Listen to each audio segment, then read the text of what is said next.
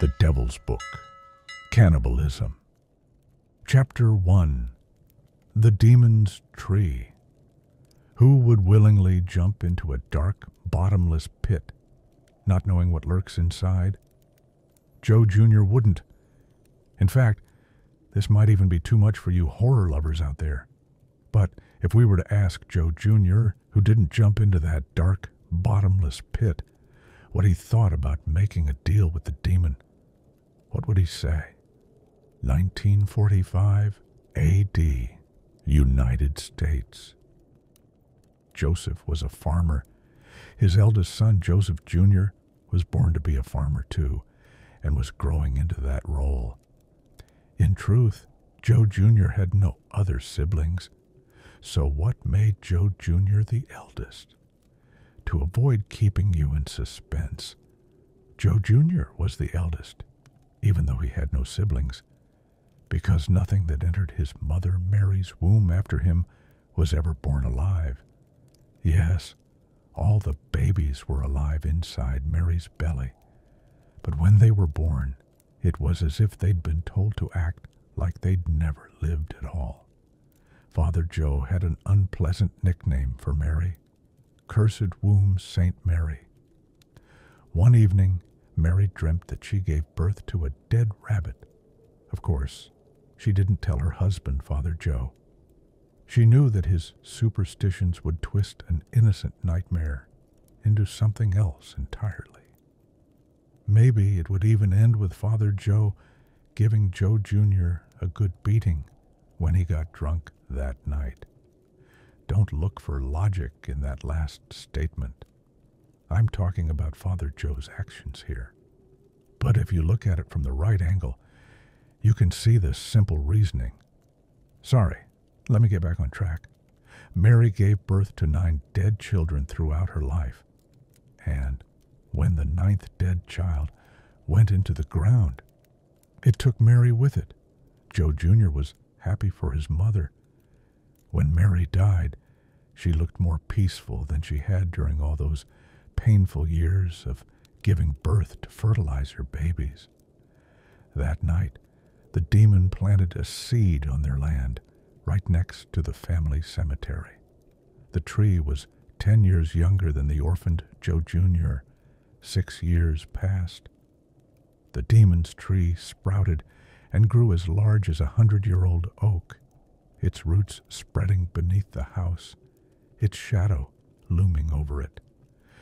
During this time, life on Father Joe's farm carried on as usual. Don't worry, you didn't miss anything.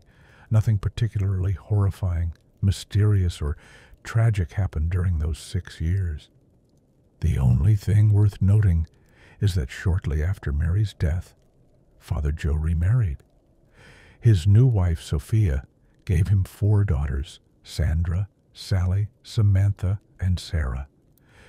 Everything was going normally at the tree-shadowed house until a storm, signaling the approach of strange events, arrived. Now, let me pause for a moment. You're probably wondering how I know all of this. Who's telling this story, buddy? How the hell do you know about Mary's nightmare? Liar, dummy. Go fool some kids. I can almost hear you saying that. Do you remember the question I asked at the beginning of the story? If we were to ask Joe Jr. what he thought about making a deal with the demon, what would he say? I'm not Joe Jr. If I'm not Joe Jr., then there's only one logical answer left. The other subject in the question, the one whose truths are denied in philosophy, the metaphor for evil in holy books, horror movies, and everywhere else, the one whom God-fearers claim to shun but secretly bargain with behind closed doors. The other subject, the anti-hero without whom stories lose their meaning. Yes, I am Dark Lord. The author is a devil. Chapter 2. The Pact with the Devil. Darkness has been humanity's greatest fear since ancient times, Every terrifying mystery sneaks into our lives through the shadows. It was the lazy days of winter on the farm. Father Joe, his son Joe Jr., their new mother Sophia, and the 4 sisters, Sandra, Sally, Samantha, and Sarah, were all awaiting Christmas. On a stormy December 21st evening, heralding troubled days to come, the scent of boiling cabbage soup wafted through the house, mingling with the crackle of the stove's fire. None of them liked cabbage. Why, I don't know. Personally, I love it, and Sophia made a fantastic cabbage soup. That stormy evening, an unexpected visitor knocked on their door. Someone who, as it turned out, loved cabbage soup. He softened the stale bread they offered with the soup and ate it gratefully. Then the stranger began to recount what had happened to him and why he had ended up at their quiet home. Well, my dear friend Joe, as I mentioned, I'm in trade, he said warmly. I was supposed to be at the fish market 200 miles east by noon tomorrow, but the rain turned the roads to mud. My wheel hit a ditch, and I managed to get out after some struggle. Then, not far from your land, my vehicle broke down for good. Believe me, friend, even the devil himself couldn't make it to that fish market tomorrow under these conditions, he said with a chuckle. When I saw the light from your house atop the hill, I walked toward it. And well, you know the rest of the story. We lived it together. Would you like to finish it for me, sweet Sandra? He added mischievously. Sandra giggled shyly, and her 3 sisters echoed her reaction, almost as if rehearsed. The house was mostly silent, apart from the visitor's voice. Occasionally, Father Joe responded to his questions with a curt yes or no. As the night wore on, Sophia prepared a bed for the visitor in the room with the stove, where Joe Jr. slept. That night, the stranger would share the room with him. Once everyone had gone to bed, the visitor lit a cigarette by the stove. Joe Jr. crept over to join him. Though Joe Jr. had been silent all evening, it seemed he had something to say. And he did. That's when I learned that Joe Jr. stuttered. The boy hadn't spoken a word since the story began. Unbelievable. That stormy night, a deal was struck, a pact sealed in blood, an eternal agreement with a soul as collateral. Yes, the deal made that night was with the devil himself. Joe Jr. went to sleep that night believing he was destined to become a new prophet. Sleep tight, Joe Jr. He smiled in his sleep, a smile that soon twisted into a maniacal laugh, while the family was still deep in their slumber before dawn. The visitor left a small sum of money on the table and slipped out of the house. Although they wouldn't remember it upon waking, every member of the family dreamt that night of the events that would unfold on the evening of December 26th and beyond. In the days that followed, it was impossible not to notice the changes in Joe Jr. However, Joe and Sophia paid no attention. They didn't care that he was more cheerful, funnier, or that he no longer stuttered. But the same couldn't be said for Sandra, Sally, Samantha, and Sarah. The girls wouldn't leave Joe Jr.'s side, not even for a moment. Their brother was so entertaining, so full of life, that every child deserved a brother like Joe Jr. The night after the visitor's departure, Sophia felt gravely ill, so ill, in fact, that Father Joe was certain she wouldn't survive. Taking her to the hospital seemed both foolish and a waste of money. For 4 days and 3 nights, they waited for Sophia to die. Father Joe even instructed Joe Jr. to dig a grave in the yard. But Sophia wasn't dead yet. On Christmas Day, Sophia's brother stopped by the farm on his way to work in town. Seeing his sister in such a state, he insisted that Joe take her to the hospital. Reluctantly, Joe used the money left behind by the mysterious visitor to pay for the trip. Sophia, her brother, and Joe piled into Sophia's brother's car and set off. Chapter 3. Boil, my cauldron, boil. This left Sandra, Sally, Samantha, and Sarah alone on the farm with their brother, Joe Jr. The siblings had big plans for Christmas night. First, they'd listen to the radio, then tell stories, and finally play their eagerly anticipated game of hide-and-seek in the dark. They planned to end the evening with a game of Witch's Cauldron before eating dinner and going to bed. They built a large fire in the yard and placed a massive pot over it. In the biting cold, they waited for the water inside the pot to boil. As they waited, Sandra shared scary stories she had heard from her school friends. The steam rising from the pot mingled with the puffs of breath from the 5 siblings, as Sandra's tales captivated her sisters. When the stories ended, the game began. "I can count to 10, said Sandra. 1, 2, 3, 4, 5, 6, 7, 8, 9, 10. Sandra was now alone in the backyard. Everyone had hidden, and the youngest, baby Sarah, was nestled in Joe Jr.'s arms. Joe Jr. was the first to act. He approached the boiling cauldron and dropped baby Sarah in. She didn't even have time to cry before falling into a deep sleep. Joe Jr. then went searching for Samantha. With his small brain, he tried to figure out where she might have gone.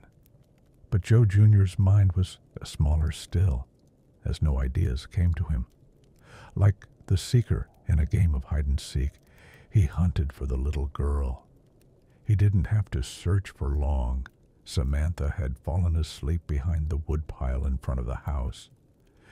Joe Jr. scooped her up, as if to tuck her into bed, and tossed her into the boiling cauldron as well. Little Samantha continued her slumber inside the pot. Next on his list was clever Sally. Joe Jr. was certain she was in the barn. Sally always hid in the barn during hide-and-seek. When he found her, he lured her out, saying he'd show her a new hiding spot. Clever Sally imagined that by learning Joe Jr.'s hiding spot, she'd find him immediately when it was her turn to seek. But before she could act on her plan, plop, Sally joined her sisters in the boiling cauldron. The next seeker was Sandra. But Sandra wasn't an easy target. She was clever, quick, and the eldest of the siblings destined for the pot. As the writer of this tale, I'll admit I'm firmly on Sandra's side. It might not align with my narrative technique, but I can't hide my hope that Sandra manages to escape. Joe Jr. started his search in the backyard, moving silently. Apart from their mangy dog, the yard was empty. The farm was eerily quiet, the kind of silence that makes even the air feel heavy. Joe Jr.'s mind was racing, haunted by the thought of failure. If he didn't catch Sandra, all his plans would fall apart. And he only had a few hours left to find her. A chilling thought crossed his mind. Had Sandra seen him throwing the girls into the cauldron? Or maybe she had grown suspicious when she checked the barn and realized Sally wasn't there. These possibilities made Joe Jr. break out into a cold sweat, despite the frigid winter night. As he mulled over these fears, he spotted a faint shadow flicker past one of the house's windows. Sandra must have gone inside, thinking the others were hiding there. Joe Jr.'s body tensed as if responding to an unseen signal. like Pavlov's dog at the sound of a bell, his entire being prepared for what was to come. For those wondering why Joe Jr. was throwing his sisters into the boiling cauldron, I'd love to explain. Unfortunately, the confidentiality clause of an unspecified agreement prevents me from sharing any details. What I can say is this: Joe Jr. was tasked with catching his sisters, Sandra, Sally, Samantha, and Sarah, boiling them in the cauldron by midnight, and consuming everything except their bones before dawn. Oops, I may have let too much slip there. For your own safety, dear readers, I'd strongly advise forgetting what I just said. Just kidding. I couldn't care less. Joe Jr. entered the house as quietly as a ghost.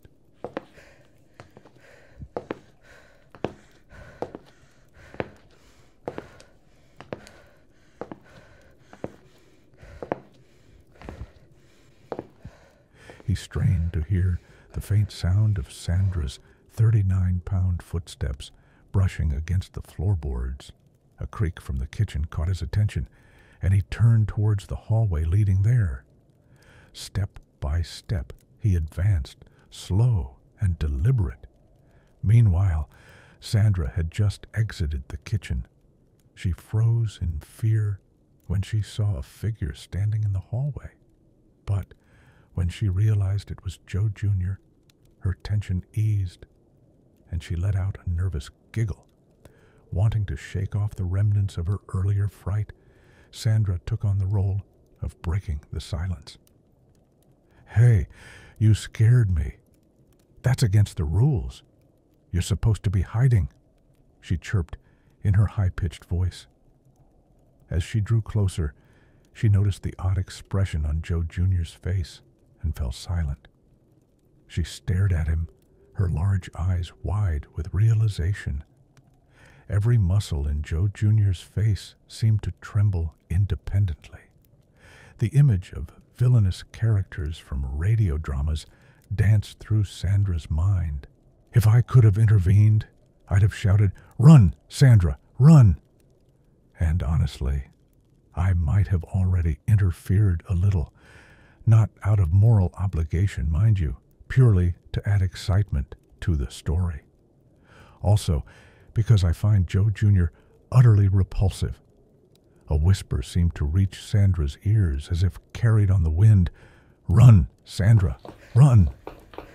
Her muscles acted before her conscious mind could.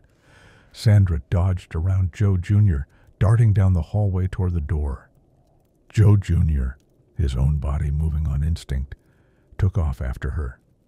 Sandra ran through the dark yard like a predator with night vision. Having played there all her life, she knew every inch of the yard by heart. She didn't need her eyes to guide her. But there was one thing her memory didn't account for: the grave dug for her mother, Sophia. Tragically, this missing piece of information cost her life.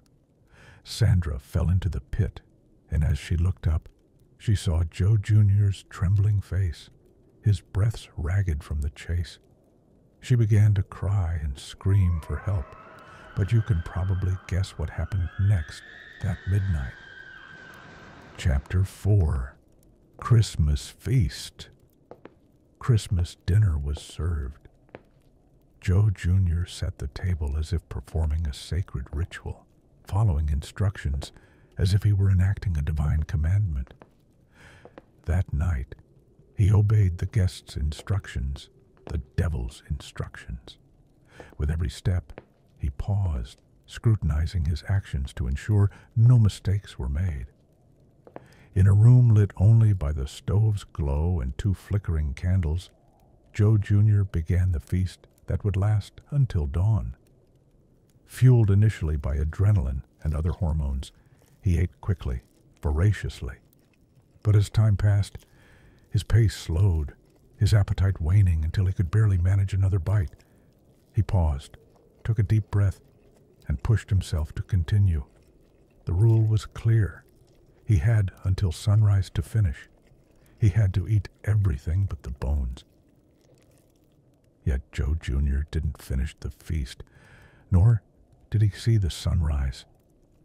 Joe Jr. died. He burst apart, literally, without even making it halfway through his grotesque meal.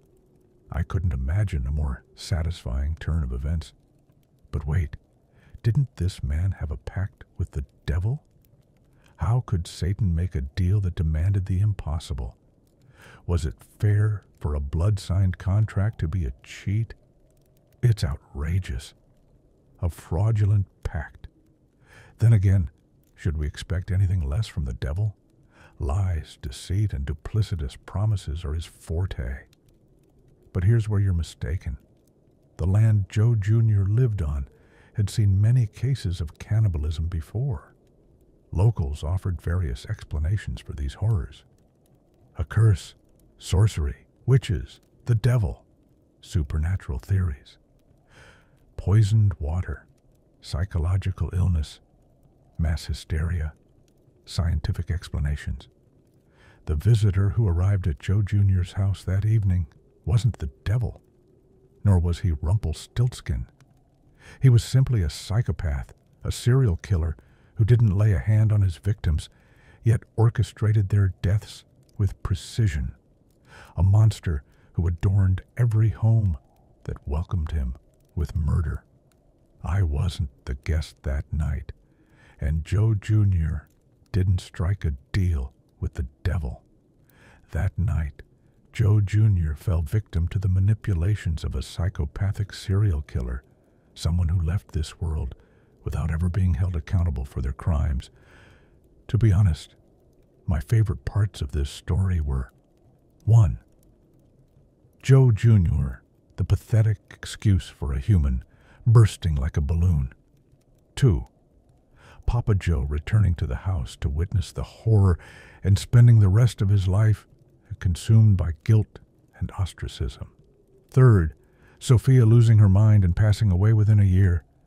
I love a good cliché ending, so here's how this story concludes. Under the shadow of the devil's tree lay 16 graves, one mangy dog, and an outcast Papa Joe living miserably ever after. This story will continue until the end of time.